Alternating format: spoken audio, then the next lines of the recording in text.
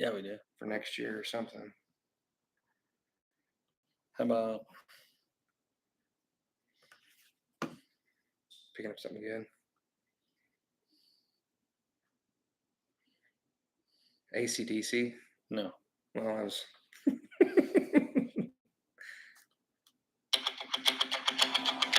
There we go.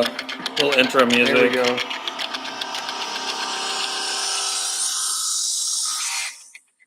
Don't play more than 15 seconds of it because YouTube might shut it down. I'll get copyrighted. All right, how's that, folks? All right, we only have 2 people joining us right now, but I'm sure we'll get a few more here. All right, that's it. Yep. All right, it is 12 o'clock, so we're going to get started. Actually, let me post something on my Facebook page here just to see. Well, while he's doing that, if you want to, routes are posted on the badastra.com, our website. Go check it out. There's a page there that has all 3 routes for this year, and we'll talk about those routes here in a little bit. But they are up and ready to go on our webpage. We'll post links to them in our Facebook and some social media stuff after we're done with the video. But they are ready to go. They are live. And I know somebody every year asks the distance, the actual distances. So for the Bad Astra, it's 101.1 miles. For the Half Astra, it's 53.7. And for the Party Pace is right at 25.2. So your Party Pace is almost spot on again. It's very similar to the route last year for the Party Pace, but the other 2 are completely new rides. I'm kind of excited about them. One thing that you'll notice if you're doing the 50 and the 100, you get to experience Chippewa Hill or the Hill of Doom, depending on where you're from. But you get to experience that right at mile 8. So you go from 900 feet and then you climb straight up to 1,134 feet. So that should be fun. Yeah. In a manner of about a mile and a half ish. But that's right at the beginning. Well, then, let's talk about that. So okay, let's actually start. Let's start from the beginning. So we've got a couple people joining us, but some folks might tune into this if they're thinking about doing the Bad Astra. Maybe it's their first time. So let's just start from the beginning and talk about the whole event, and then we'll go through each route and talk about the specifics of each route. But so I'm here with Jeremiah, and he's the race director for the Bad Astra. This is the 3rd year that he's organized this event, and every single year it just keeps getting bigger and better, and they keep adding new things. And the one thing I really like about this is that the route is completely different each year, right? So we started the first year with a kind of a figure 8 route. Last year you went to a full loop. This year you've got a brand new loop, new roads, new features, new all of that. But you did keep some of the same big hills and those kinds of things. So there's a lot of new stuff. So if you've ridden it before, you're going to have a great time riding it again. We got a 25-mile route, a 50-mile route called the Half Astra, and then the 100-mile race called the Bad Astra. So Jeremiah, before we get started, you rode the entire route last week, right? Or actually 2 weeks ago. 2 weeks ago. 100 2 weeks ago. Yeah. And the 50 was last week. Okay. So what can you say just kind of overall, what were you trying to achieve with the new routes this year? What kind of new things were you trying to introduce? And just give everybody a little overview of what you tried to accomplish in putting this new route together. Well, with this new route, while there are more, I guess, significant hills or steeper hills, there's actually about 1,000 less feet of climbing than there was last year. Our goal is we want as many people as possible to finish. Yeah. While it is cool to have podiums and stuff like that, that's just your top 3, which is not a great deal of basically everybody else who's riding, which is fine. But we want you to finish. And so we do have SAG points. I've had several emails and things like that asking about if you could, if there were SAGs, if you could have a drop bag somewhere, things like that. If you're doing the 100, the 50, or the 25, any of the distances, there's at least one aid station along the way. Because again, the purpose of why we're doing this is one, to get you on your bike, get you out riding in Kansas. You will find out very quickly if you own a bicycle that Kansas is not flat, even though people think it is. But get you out there and obviously to have fun. Yeah. But so on the let's go through the aid station right now. So on the 100-mile, you have how many aid stations? On the 100-mile, we have 3 aid stations. Okay. The first one is right at mile 30. The second one is right at mile 54-ish, which is also this is the same aid station that we had last year. It's in the Casey's parking lot in Pomona. But then it's different before and after that. But then the last one is right at mile 89, 90-ish, somewhere in there. Okay. But that last aid station is actually where the 100 and the 50 come back together.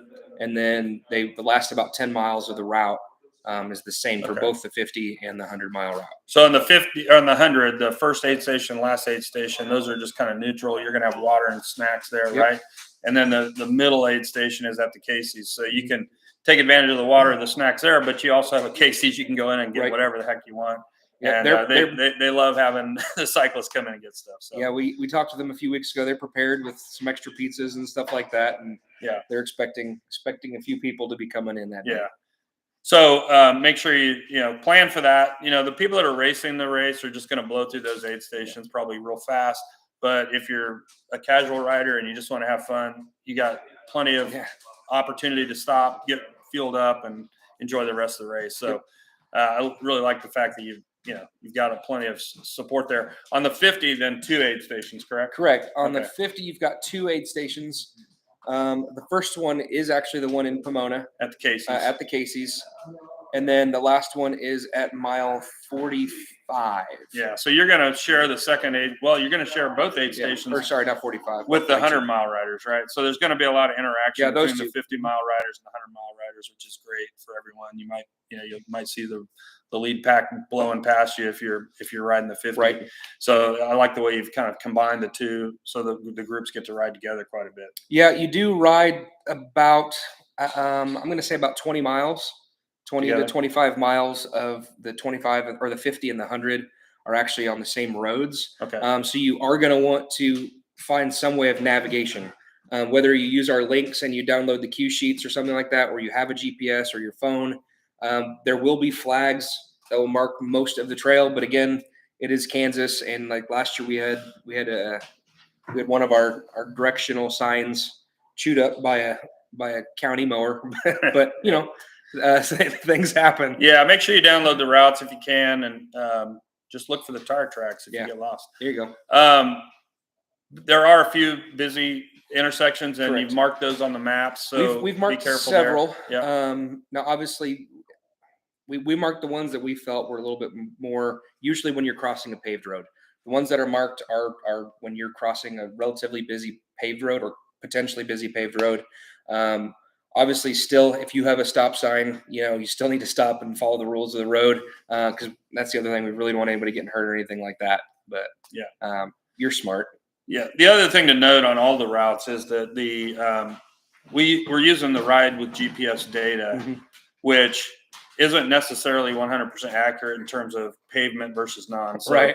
If you just look at the routes, it's going to show a lot more pavement than there actually is. In fact, most of the route is gravel. There's not a lot of pavement. There's some, but there's not a lot of pavement. So ignore the ride with GPS data on that, and just assume that most of the route is going to be gravel. So prepare for that. And for both the 50 and the 100, both parts of the route that are paved, that you will be riding on, that's not inside of auto city limits, is chip seal. Yeah. So it's not great pavement, but it's better. I mean, and once you've been rocked around a little bit by some gravel, the chip seal will feel fine. But but most of it is, the grand majority of this, all 3 of these routes are gravel. Yeah.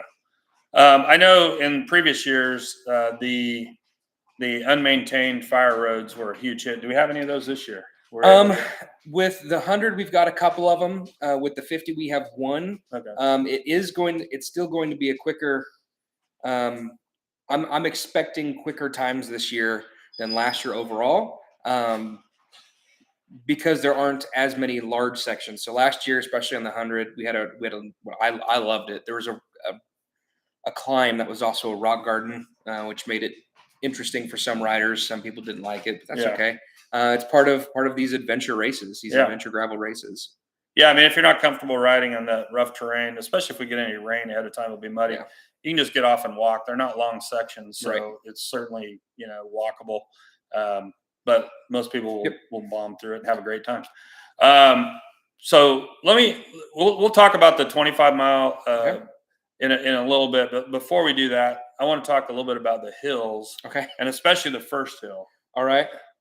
So there are quite a few hills on both routes. Not as many as last year, but we also, the first hill is kind of a special place for us. We call it the Hill of Doom, and it's 8 miles into all three routes, right? Yeah, just the 50 and the 50 and the 100. Okay, so 8 miles into the 50 and the 100, you're going to hit the Hill of Doom. It's the steepest. It's not the highest elevation on the route, but it's the steepest hill. 16% grade. 16% grade, right? And it's a long, uphill climb. A lot of fun. And you've got a great downhill following that. But one of the things that we're going to do, we did this the first year. I don't remember if we did it last year, but we, in order to make the first 8 miles of the race interesting this year, we are going to offer awards for the first male and female 100-mile riders to reach the peak of that hill, and also awards for the first male and female 50-mile riders to reach that hill. So you're going to get an auto and give people something to look forward to there. Yep. We'll have a little marker up there, and we'll hopefully keep track of who's coming through and award those. So something to look forward to if you're get to that point. If you're one of these lovely medals for you. I say metal. It's actually wood, but it's, I don't know. I think they're cool. They're very They turned out a whole lot better than I thought they would. But they're really cool. So you've got that going for you. And that's everybody party pace. Everybody that crosses the finish line. That's awesome. We've got some other stuff. I know we've got some Wolf Tooth stuff to give out. We've got some more Goater sunglasses again to give out. That's not for everybody because those are limited things that they send us, but there will be some things that everybody will get. Limit, which is one of our nutrition sponsors, so everybody will get some Limit powder mix for your water. If you're not used to salt-based instead of sugar-based, it is a shock, but I like it. I've used it the last couple of times. I like it more than the sugar-based, but that's, I guess, to each their own.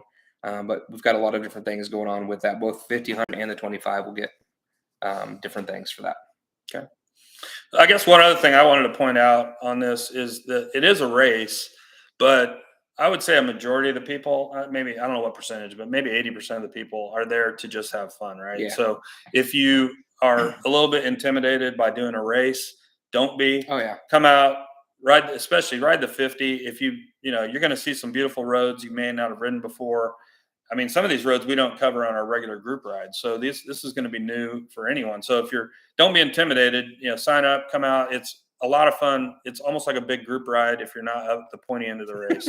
And you're going to have a great time, especially if you are riding the party pace, right? So let's talk about that now. So every year we've had this 25-mile route. They call it the party pace. It's not a race. It's just a group ride. Correct. A lot of fun. It starts a little bit after the other two routes take off, right?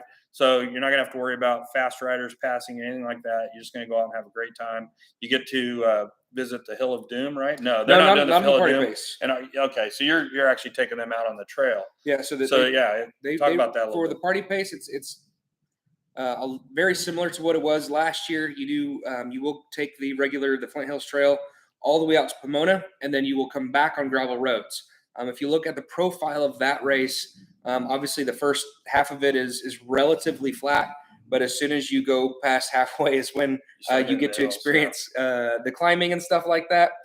We did have a couple of detours. Well, I guess we had a detour for all three routes this year because they're redoing a bridge out there, and so the road doesn't exist. Yeah. So we had to come back into town a slightly different way than we have in the past. But again, it's coming back. Basically, your last hill is going over the trains north of town, and then you get to ride pavement all the way into town, and then across the bridge over here, and then through the finish line. Yeah. But that's the same for all three routes. But the 50 and the 100, they will start planning on having them start at 8 o'clock on Saturday morning. That way it's not super early. You do have 100-mile people. You do have 12 hours to finish that. Unless you have probably got a mechanical or something like that. I don't see. I mean, probably not a lot of people will have to take that long, which is fine. That's okay. But those two start together, and then the party pace starts at 8:30. Yeah. The party pace goes directly onto the trail, so we won't need a police escort for them or anything like that. But it is this trail, so it's still going to be a safe ride. Yeah. That kind of a thing. And you're going to use the second checkpoint at Pomona Lake. So you're going to you'll get to Pomona. I'm sorry. You're going to encounter some of the other racers coming through. Yeah. You get to, you're going to be able to hang out at the Casey's for a little bit if you want. So yeah, I like the way you've done that. So that would be anybody who's just wanting to get out and ride 25 miles. It's going to be there'll be a big group. You won't be riding alone, and definitely encourage everyone to come out and experience the day. I mean, part of what we're trying to do with this race is to get people to see not just the trails that we have around Ottawa, but all the great gravel roads, and come to Ottawa, see what's going on here. Check out Not Lost Brewing Company. Check out Ottawa Bike and Trail. Check out our beautiful Main Street. Hopefully visit some of the downtown shops when you come down. And it's grown into a really big community event, and we're hoping to make it bigger every year. So encourage everybody to come out. I don't know if you have anything else you want to say about the race? I do know. So after the race, obviously those glasses will be available once you finish at Not Lost Brewery. But then also before the race, here at Legacy Square, our friends over at Corner Market are going to be supplying coffee and before the race if you need your cup of coffee, if you forget to do that. Yeah. So we do have a few things that are trying to be as helpful as we can to the riders.